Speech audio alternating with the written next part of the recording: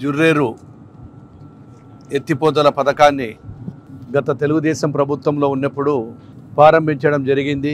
ఎన్నో వ్యయ ప్రవేశాలకు వచ్చి 21 కోట్లతో నాడు తెలుగుదేశం ప్రభుత్వంలో ఏర్పాటు చేయడం జరిగింది. ఈ యొక్క జుర్రేరు ఎత్తిపోతల పథకాన్ని వైఎస్ఆర్ పార్టీ వచ్చిన తర్వాత కేవలం తెలుగుదేశం పార్టీ వారు ప్రారంభించారు అనేటువంటి దురుద్దేశంతో ఏదైతే బనగానిపల్లె మండలానికి దాదాపుగా 28 గ్రామాలకు జీవనాధారమైనటువంటి ఈ యొక్క జుర్రేరు ఎత్తిపోతల పథకాన్ని నిర్లక్ష్యం చేసి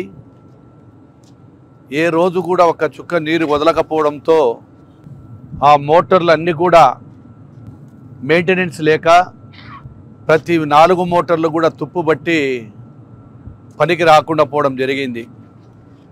మరి ఏదైతే ఈ పడమటిపల్లెల ప్రజల జీవనాడితో సమానంగా ఉండేటువంటి బనగానిపల్లె పట్టణానికి తాగునీటికి ఈ యొక్క బోర్లన్నీ కూడా దద్దనాలలో నీళ్లు ఉంటే ఈ ప్రాంతం మండలం అంతా కూడా నీళ్లు సురభిక్షంగా ఉంటాయనేటువంటి ఉద్దేశంతో నాడు ప్రారంభిస్తే ఈ అసమర్థుడు అయినటువంటి మాజీ ఎమ్మెల్యే రామిరెడ్డి కాట్సాని రామిరెడ్డి మాజీ ఎమ్మెల్యే నాడు దీన్ని నిర్లక్ష్యం చేయడం జరిగింది.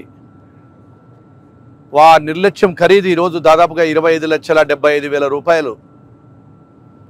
ఆ నిర్లక్ష్యం ఖరీదు ఈరోజు ప్రభుత్వంలో ఆర్థికంగా ఇబ్బంది ఉన్నప్పటికీ ఆ పడమటి ప్రజలు చూపించినటువంటి అభిమానానికి కూడా మేము వారి రుణం తీర్చుకోవాలని సొంత నిధులతో ప్రభుత్వానికి సంబంధం లేకుండా సొంత నిధులు 25,70,000 రూపాయలకు పైగా వెచ్చించి ఈరోజు మోటార్లు అన్నీ కూడా రన్నింగ్లోకి తీసుకొచ్చాము. మళ్ళీ వీటి ద్వారా కంటిన్యూగా ఈ యొక్క మోటార్లను రన్ చేసి దద్దనాలను నింపాలని చెప్పి ఆలోచనలో ఉన్నాము.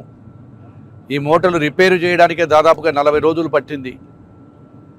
అదేవిధంగా భవిష్యత్తులో కూడా దీన్ని మెయింటైన్ చేస్తూ ఈ ఎస్ఆర్బీసీ కాలువలో నీళ్లు ఉండెన్నాళ్ళు కంటిన్యూగా నీళ్లు నింపాలని చెప్పి అధికారులకు ఆదేశాలు ఇచ్చాము.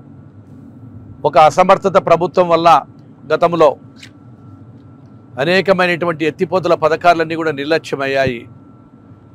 ఈరోజు మా కూటమి ప్రభుత్వం వచ్చిన తర్వాత మా నాయకుడు ఈ యొక్క ఎత్తిపోతల పథకాలకు తర్వాత ఈరోజు పోలవరం ప్రాజెక్టును అనేకమైనటువంటి నీటి ప్రాజెక్టులు కూడా చేస్తున్నాము. కాబట్టి మా మొదటి ప్రాధాన్యత ఏదైనా రైతుల కోసం గతంలో ప్రారంభించినటువంటి పెండింగ్ ప్రాజెక్టులన్నీ కూడా మొదలుపెట్టి వాటిని కూడా త్వరలోనే కంప్లీట్ చేస్తామని చెప్పి మా నాయకుడు చెప్పడం జరిగింది అసెంబ్లీ సాక్షిగా కూడా. కాబట్టి ఏది ఏమైనా ఈరోజు మళ్ళీ దీనికి పునర్జీవం చేసి ఈ యొక్క పడమటిపల్లె రైతులకు బనగానిపల్లె మండలంలో ఉన్నటువంటి గ్రామాలకు అంకితం చేస్తున్నానని చెప్పి తెలియజేస్తా ఉన్నాను.